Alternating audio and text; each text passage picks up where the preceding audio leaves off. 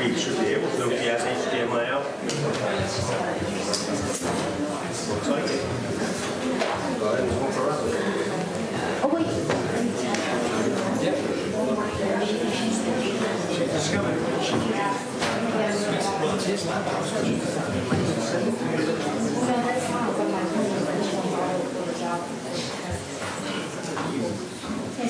I understand that. Well, I have no idea. Hi. So we're going to do a real quick test. So what that means, I need the cameras, TV guys. You can leave your camera, actually all reporters. You can leave your cameras, everything here in your seats. but you need to exit, well, hold on one second. You need to stand in the hallway while we just do a few technical tests. I apologize for that, but we need to do some technical tests. The hallway for now. Turn your cameras off. Turn your cameras off. Sorry about that. You all have to vacate. My name? Her name? Angie. Oh, Angie. Because we are transmitting, turning them off is problematic. We just put on color bars and do this. Do what Jimmy says. Down with the cameras, no recording. All of our transmitters are live, and we shut off the camera and cause some technical problems for us. Okay, I believe Jimmy. Do what Jimmy says.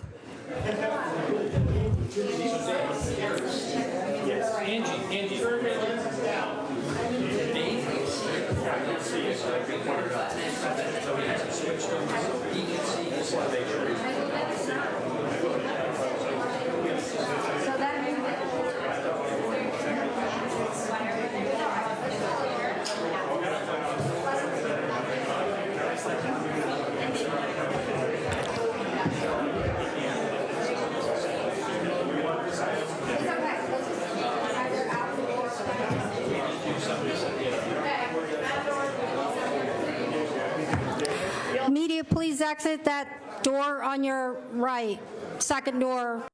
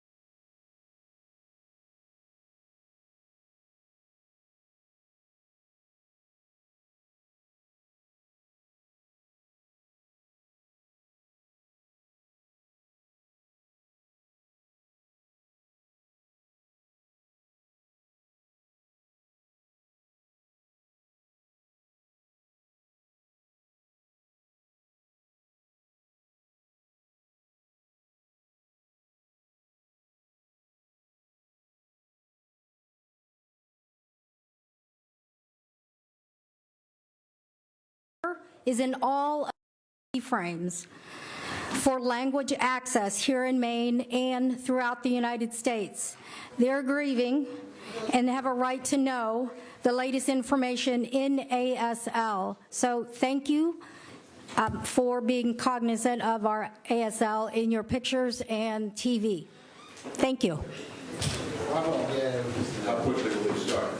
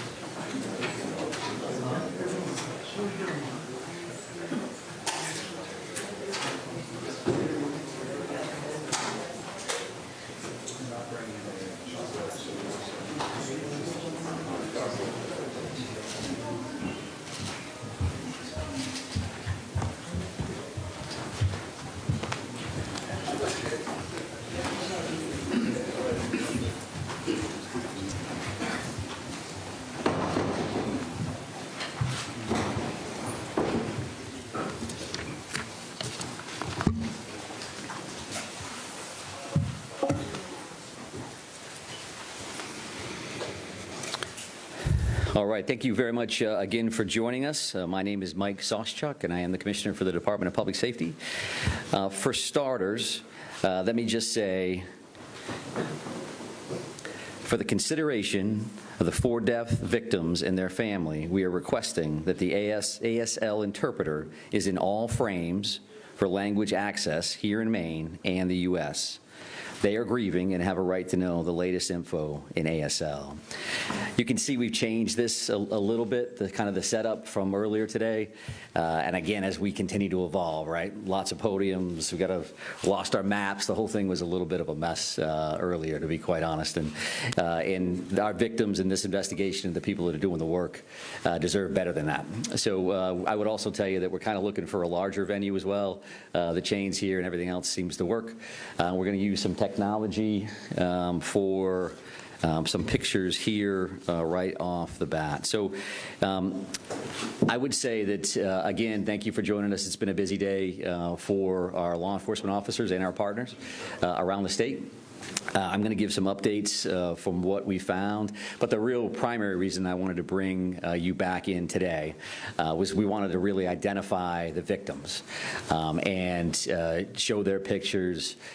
We won't get into family backgrounds and their lineage at all, but we do want to show those pictures, give ages. I would say that the families didn't want hometowns listed. They do certainly deserve and want some privacy around these issues, which makes complete sense. And we're going to start with that component of our information simply because that's why we're here, right? This is about the victims. That's why we do what we do, and that's why we're striving so hard, and that's why you're here, because you care about them as well. So we're going to go ahead and load that behind us here on the screen. And I think Shannon Moss can also put that information out following this. Some specifics here, I would just like to note that the families actually approved these photos, sent these photos in to us. For a lot of different reasons. I think some of them show a little of their character, a little of their relationships, and some other specifics. You'll just see, again, a picture, a name, an age, and then there's a couple symbols there. And we wanted to be specific enough to what location they ultimately lost their lives at. And again, thank the families for allowing us to even do this. They certainly didn't need to do that. They're working through their own struggles, and rightfully so. So I'm going to start with this and then ask for just a moment of silence before we continue on to our next agenda item. But that top left, as you see it, and that is Ronald G. Morin, 55. And I won't read the venues. You can put that all together yourself. Peyton Brewer Ross, 40 years of age. Joshua A. Seal, 36 years of age. Brian M. McFarland, 41 years of age. Joseph Lawrence Walker, 57. Arthur Fred Strout, 42. Max A. Hathaway, 35. Stephen M. Vozella, 45. Thomas Ryan Conrad, 34. Michael R. Deloria, II, 51. Jason Adam Walker, 51. Tricia C. Asselin, 53.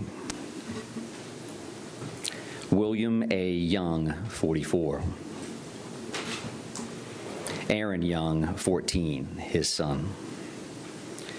Robert E. Violet, 76, and his wife, Lucille M. Violet, 73. William Frank Brackett, 48 years of age.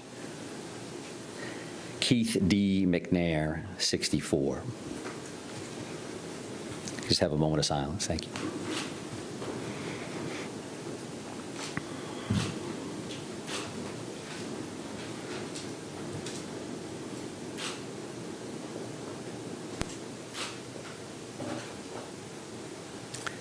Thank you for that. Truly, truly appreciate it. And we do, again, appreciate that to the family.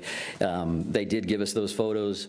I did not, however, have any of the family members pronounce any of those last names, so certainly no disrespect intended if in any way screwed up the pronunciation. So to move on, I would also like to address the numbers of the victims that that I confirmed earlier today with the number 8. And I will tell you that's miscommunication on my part. I was wrong. In talking to our detectives, we had a list for people that had been identified and family members that had been notified. There's also a separate list that involved family advocacy and whether or not they had been plugged into that.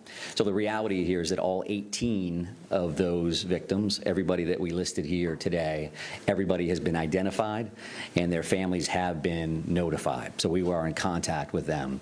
I would expect some more information later tonight, and I'll definitely talk about it tomorrow morning at 10, reference to Family Information Center, a new location, and some material around that, exactly what services will be available at that particular time. But I definitely wanted to make sure that I correct that mistake from earlier. So several other updates from this morning's briefing.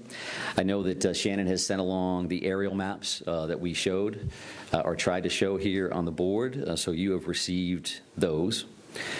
I also think that we had, and Shannon has corrected this as well, but the Pejebscott boat ramp, the proper name there was the Paper Mills Trail and Miller Park boat launch. The address was correct at 501 Lisbon Street. Pejebscott is a little bit further down the river, apparently, and we certainly like and appreciate everybody working with us to make sure that we had the proper location, the proper terminology for that.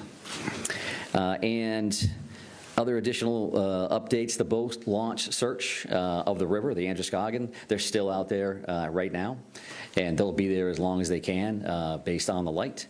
And as we mentioned earlier, we're talking about sonars and grid searches and things of that nature. That's time intensive. It's taken them a while to work through there.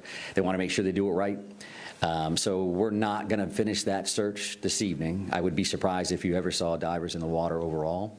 But tomorrow we'll have additional dive resources available to us from out of state, as well as some additional in-state teams. So again, we'll discuss that a little bit at 10 o'clock tomorrow. But no surprises, we expect that to go over, and that we'll have some assets there tomorrow. They did a bunch of flyovers this morning, as I mentioned. They did the sonar searches, some side, some ROV. And we'll be back on that tomorrow. The bar scene itself, they continue to do their on-scene investigation there, as well as at the bowling alley. They did check those wood lines. They may be back in there tomorrow as well, but that is progressing as expected. And I think another major piece of updates for you now is to talk about the shelter-in-place order and where that's going effective immediately. And I'm not a big reader of orders, but I think this is important that you hear this directly from a couple different sources. We're going to put out a release. There's going to be a cell phone geofence release to some folks. We've used that a couple times already during the active shooter as a warning and otherwise. But the shelter-in-place order is rescinded, except hunting is prohibited in the towns of Lewiston, Lisbon, Bowdoin, and Monmouth, beginning Saturday, 10/28/24, until further notice. The state police continue to search in Lewiston, Lisbon, Bowdoin, and Monmouth for the suspect, Robert Card, and recommend individuals remain vigilant. Businesses may choose to open or remain closed. Commissioner Camuso from IF&W is here to help us answer any additional questions about that hunting piece. It was asked this morning, and it was a good question, and I told you at that time that we were working on an answer for that. And what that means is that the general shelter-in-place has been rescinded. Specifically, hunting, again, is prohibited in those 4 towns, and those 4 towns only. And it's important that I mention that because the rest of the state is allowed to continue with their resident-only day on Saturday, tomorrow. And what does that mean? That means that there are going to be communities that hear gunshots from time to time because they're going to be hunting. So we would ask everybody to use caution in that and not think that every one of those gunshots is directly regarding this particular crisis situation, this investigation. So clearly, if they think, if they're suspicious, if they're concerned, they can certainly call their local agencies. But I would ask them to think about that, where they're located, when do they hear that? If they're 150 miles north, do they need to call their 911 center and create a response? And I think I would say no to that unless they have another set of facts, a fact pattern that would believe them that there's a direct connection between that gunfire and what they've heard to this point. So we had mentioned why we made that decision initially, because of the crisis and the situation that we had. Those 4 towns in particular, clearly with Lewiston and the 2 tragic situations here, the 2 locations we already talked about. And then you have Lisbon with the boat launch, Bowdoin where the suspect live. In Monmouth, there's other family connections in that particular area as well. So this is not to say that the crisis is over, the emergency is done, we can go about our lives as life is good. We want our folks, we want our residents to remain vigilant and to pay attention to what we share for information. I again focus on what we share is in the Department of Public Safety in the city of Lewiston, because we continue to see a lot of information from a lot of different places that is far from accurate. I would also say in that regard, when we say that we're going to meet you here at 10, we're going to meet you here at 10.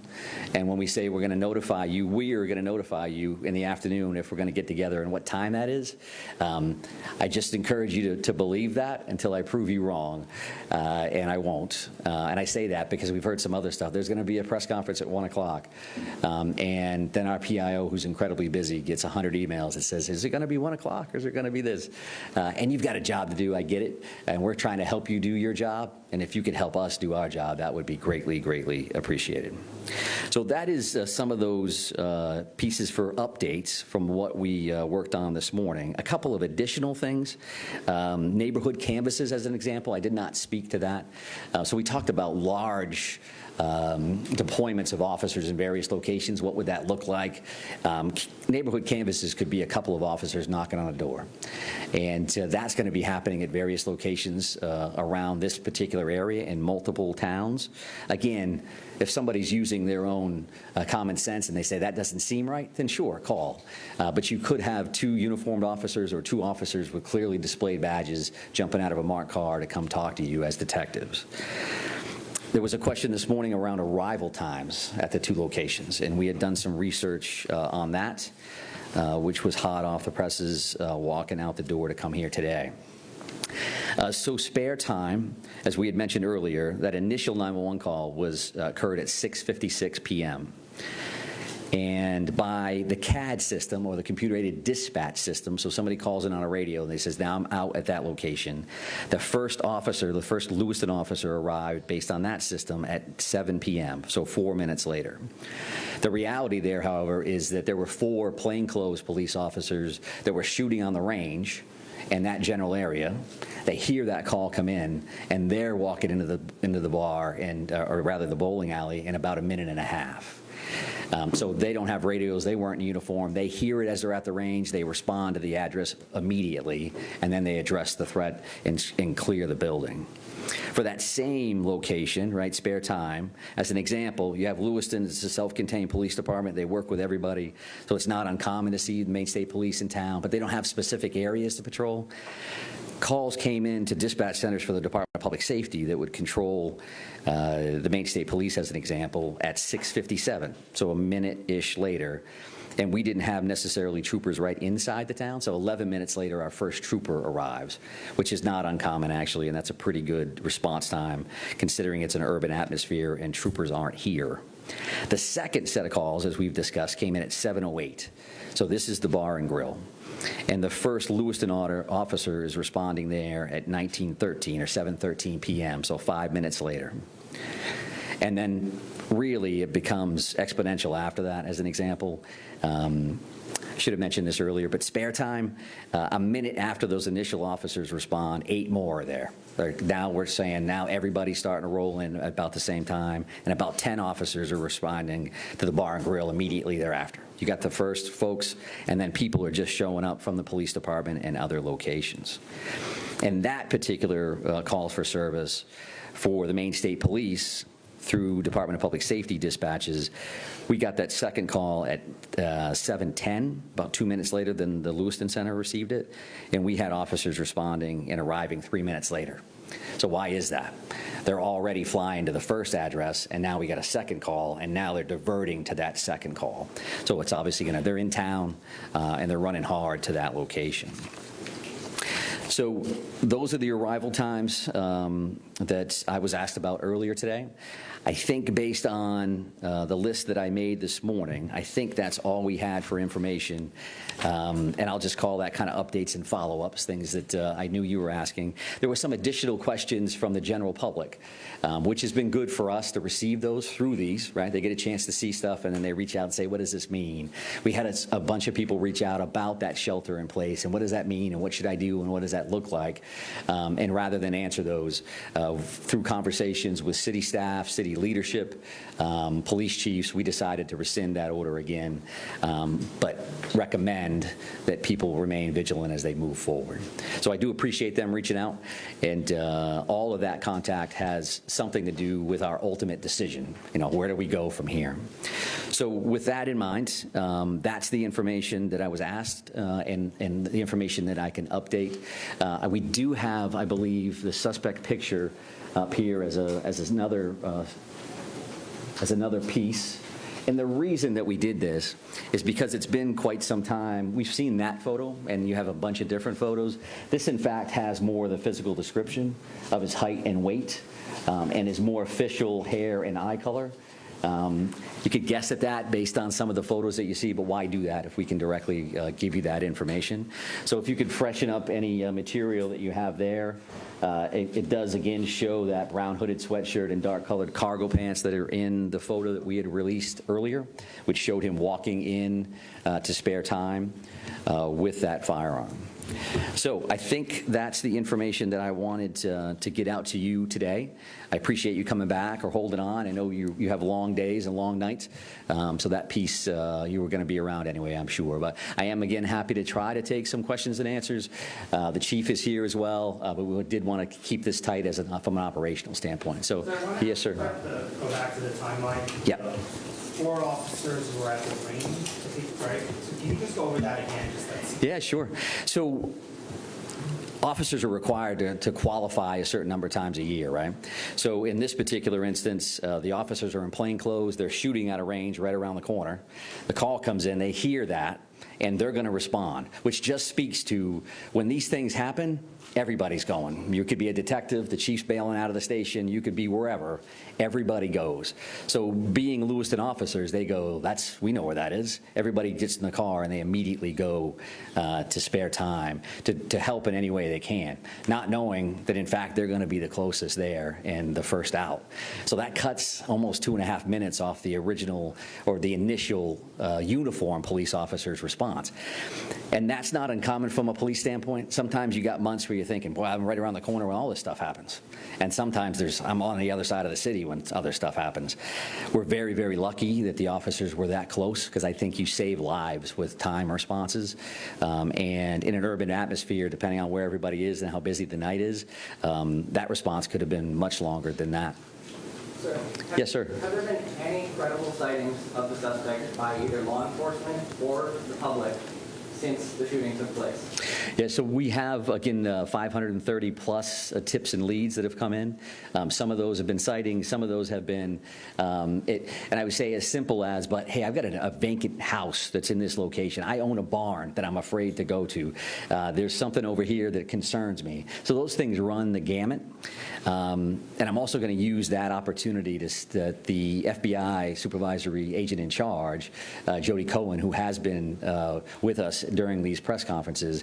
We gave that digital video information out this morning. There's already well over 100 entries in that system. So that means you're putting that information out, and the general public is grabbing hold of that, wanting to be involved, and sending that information in. So I thank you for that, and we certainly thank the FBI for their assistance with that kind of material. So we've got all kinds of, somebody may say, Has law enforcement seen him in the last 2 days? We have not. Law enforcement has not seen him in the last 2 days. But again, in that stack of that 500 plus, you may have somebody that says, hey, we see somebody that looks like that. So we have not. But go ahead, ma'am. Can you confirm that the note found at the suspect's home is a suicide note? Does that have something to do with the sheltering place? Yeah, I cannot, and I'm not going to speak to the note itself. I acknowledge the fact that a note existed this morning, but I'm not going to get into exactly what it contained. But, sir? Sir, you said that the officers, plainclothes officers who responded, addressed the threat, cleared the building. Can you explain what happened there? Sure. When I say address the threat, they're going in the door addressing an active shooter. So they're going in prepared to do whatever they need to do to make that scene safe. On that particular time, the suspect is no longer there. They're going in as if they were. So the first thing you do is you go in and clear that location, make sure it's safe, and then you start working with victims and triaging people and trying to make sure that you're getting additional units there as fast as possible. So, yes, sir. I wonder if when the officers arrived at the second scene, the suspect was still there, or whether by the time the first responders arrived, the suspect had already left. And secondly to that, outside of the area of Lewiston and the surrounding communities, can you talk about the work that's going on further afield, and the suspicion that we might have been able to flee a bit further than that, potentially even outside of the state? Yeah, sure. So the suspect was not at the second location when the officers arrived. As we discussed this morning, we showed those 3 maps as specific areas we knew we were definitely going to be working in, and then we've also cleared other areas that are farther afield. Somebody may again say, there's a barn over there, there's an outbuilding over there, there's some family property that somebody's uncle owns, and can you check that? So as those things come in, some of those are kind of on the checklist to begin with, and then some come in real time. Because as those leads come in, we do look at those and then we farm them back out to either tactical units that are looking on that apprehension side or investigative units that can go out and do additional interviews. Is it possible that it could have gone outside the state? Well, at this point, we are cognizant of all possibilities. We're not closing off anything because we want to make sure that we're being as comprehensive as we can with these particular searches. Yes, ma'am? We noticed earlier there was extensive law enforcement presence in Durham, Maine. What can you tell us about what that was about? In what town? Durham, Maine. Durham? Okay, yeah. So, and that's a situation where I heard that on the radio. Somebody had reached out to say that somebody may ask that question today. So we did look at that. There was a location there on a street in Durham where there were 2 911 hang-up calls. 911 hang-up calls happen on a regular basis. Depending on where they are, you may go, okay, wait a second. And then we had a second call. And then there was a sheriff's deputy that responded to the scene and then ultimately did not answer their radio, right? So you go 911 hang-up, 911 hang-up, okay, wait a second, the officer that responded is not talking.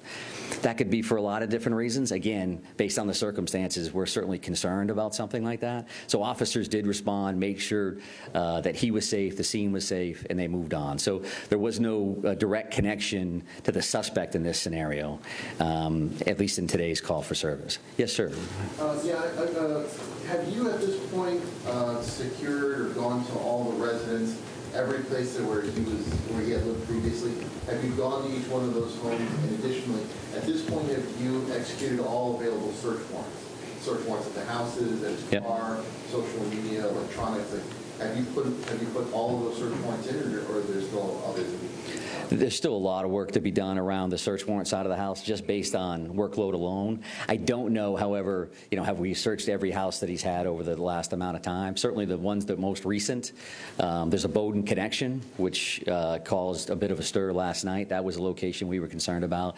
Our reality from a homicide investigation, as an example, 10 years ago, 15 years ago, you may have done 1 or 2 search warrants. Based on electronic devices and everything else, you could do up to 30 search warrants on one. So this kind of situation, clearly there's going to be a lot of affidavits, a lot of work to be done around that. So we're working with the U.S. Attorney's Office, the Attorney General's Office. Federal entities are assisting with these warrants. That's an all hands on deck. You just never know, I'm going to open this device and that's going to be the one, right? So we've farmed that out to make sure we're making as much progress as possible. And I'm sorry for waiting. Go ahead. By the end of this weekend, temperatures are supposed to plunge in the area. How is that going to complicate the search, or are you hoping this actually might help investigators and be a problem for your suspect? Yeah, so I think that goes in 2 different directions, right? We certainly have a lot of resources coming for the river tomorrow, because it would be nicer if it's sunnier, you can get a better look into the water. So that's one angle. If it's colder, there's an argument to be made that your thermo style of equipment, where you're looking for body temperatures or heat signatures, may work better in that scenario. So it does definitely vary. If it's cold for the suspect, it's certainly cold for our officers as well, and all those different things. We're certainly prepared and willing to do all those things, but that's where we're at. So yes, sir. Can you discuss some of the reasoning behind why you removed the shelter-in-place orders in these 4 towns where you acknowledged you're still actively searching? And secondly, do we know how many weapons Card had or has in his possession? The second question is no, I don't know how many he has or had. If there are weapons within that residence, that'll be part of the search warrant and counting those things out. And the decision to release that or rescind that shelter-in-place order is something that we've discussed internally as command staff members at the CP, and saying, okay, we're looking at pros and cons, right? We've got communities that are locked down, that are shut down. There are families and schools and pharmacies and all those things. So we knew going in, and have acknowledged that repeatedly, that we know that can have a negative impact on people. So the other side of that is we had very pointed threats early on reference to these locations, and nothing specific since then. So you have to look at that, and you have to do the math on that and say, so are we more comfortable, are we doing more harm than good by keeping people away from these clinics and their doctors and in schools? And while this is still absolutely a dangerous situation without question, we've got to make recommendations and ask the people that we serve, ask the people that we protect to be vigilant, to pay attention, to listen to what we have to say. If you see something, say something. Because you know in most cases, you're like, I don't like that. That looks strange. We can feel that, especially when you live in neighborhoods, right? That you live there, you're comfortable with that. That deal, that car is wrong coming down my driveway at this particular time of the day. What is going on? So that we don't come to those decisions to go into the order or come out lightly by any stretch of the imagination. But we do appreciate all the input from everybody about what does that mean and how it's impacted me as a person, right? So I appreciate that. Yes, sir? Commissioner, is there any reason to believe that he may have obtained another vehicle since you already found his car, or may have gotten on the boat and gone down the river? All possibilities are open to us. I don't have anything specific reference to that particular question. The next steps, where did he go after that, and what was he in or not? Which is why we have feelers out in all directions. Is that a possibility? Sure. Is the river a possibility? Sure. We're going to continue to work those things until we're comfortable that those things have mitigated to the best of our ability, right? Because some of these locations we serve a search warrant on doesn't mean we're done, right? We may actually go back and continue a search and new information and go back and check a location again. So all of those things are absolutely available. Sir, right here. Are there now 18 murder arrest warrants? That's a good question that I don't know the answer to. I know that the Attorney General's office told us this afternoon that they were trying to complete the rest of those warrants in a timely fashion. Now that those individuals had been identified and the families notified. I'll have that answer for you tomorrow morning at 10 o'clock for sure. And right here, ma'am, sorry. Yes, thank you. Two questions. The first is whether you can confirm that police found a gun in Card's car, the suspect's car, the one that was discarded. Mm-hmm. And secondly, I was wondering if you could talk a little bit about what communication has been like with law enforcement in on the border states of Canada, New Hampshire, even Massachusetts, and specifically whether or not there's any expectation or any plan to put the border checks in place as a suspect continues to potentially be moving. Yeah, sure. So we won't speak to evidence, specific evidence. Did you find something here? Did you find something there? I completely understand why the question is valid, but it's not something we're prepared to talk about, certainly this early on in an investigation. I can tell you that I've been in contact with all of our border states or country. New Brunswick reached out to the governor. The commissioners from our border states reached out to me immediately the day of and have reached out to me multiple times since then. Again, a lot of their officers are with us at this point, right? New Hampshire is up here, Massachusetts is up here, you name it on the federal side of the house, they are here. So everybody's really working hard on that side of it. There's no expectation at all that there's going to be some kind of a border checkpoint scenario. But I'm going to take one more call, one more question here from you, ma'am. Question for the chief. Oh, absolutely. Chief, for members of law enforcement, especially from Lewiston Auburn and this close-knit community, can you talk about what it's been like to do this investigation when they may have close connections to some of the victims? It's been very difficult, I can tell you that for certain. Seeing these pictures come up on the board, I know a couple of them myself. There are many law enforcement officials that I know some of these victims, and it's certainly very challenging. Try to go into a situation very objectively and, do a very thorough job knowing that you know this person that it's affected, or, a family member or a friend. Very difficult. I can tell you that all of the police officers I know from the area remain very professional at all times, and we press on and we get the job done.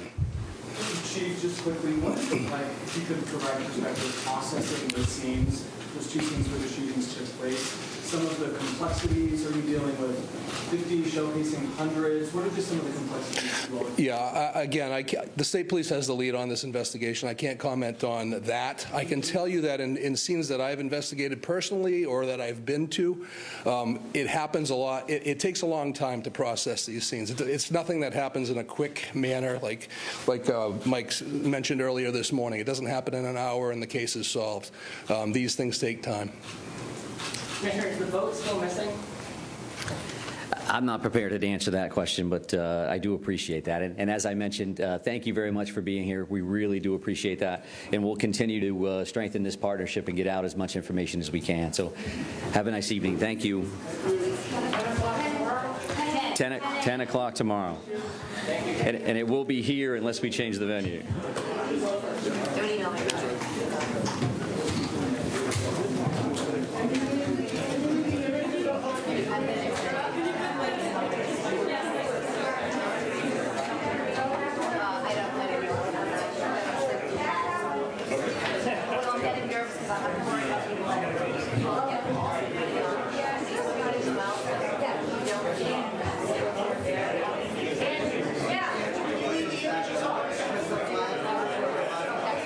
Can you leave the images? Can you leave the images?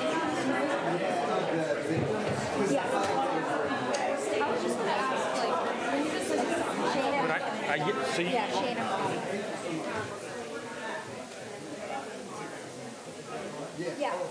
Yeah.